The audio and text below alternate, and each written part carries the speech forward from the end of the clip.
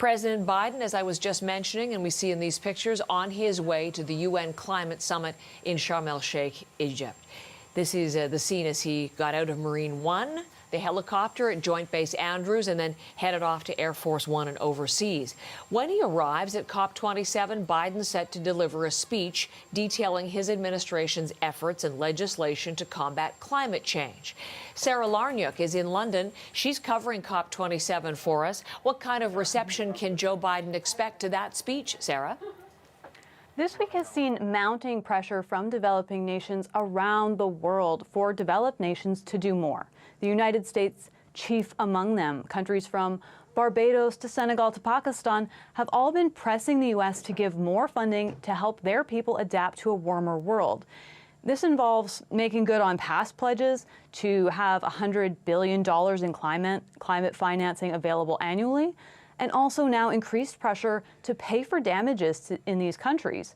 Yesterday, Pakistan's Climate Minister Sherry Rahman made a moving statement about how the dystopia, as she called it, has already come to her country. And of course, this is after monsoon floods submerged a third of Pakistan this summer and displaced more than 30 million people. And she warned that that dystopia won't stay in Pakistan. And to that end, she said money for adaptation isn't enough in these extreme circumstances. And to that end, emissions reductions will have to be key. And that will be another pressure point for American representatives landing in Egypt, because while they've promised to cut emissions in half this decade, they're only on track to lower emissions by about 30 to 40%. And so American representatives were hoping that this would be a good opportunity to trumpet the success of the landmark legislation they passed late this summer, but it seems more likely that they'll have a chilly reception in Egypt.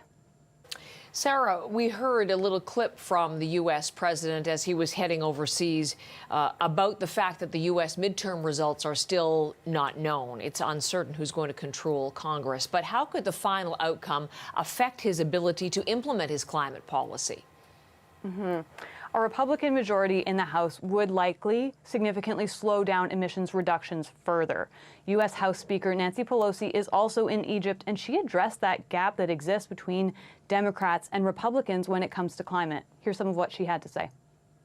Our colleague said, why are we having this discussion? There is no climate crisis. It's all a hoax.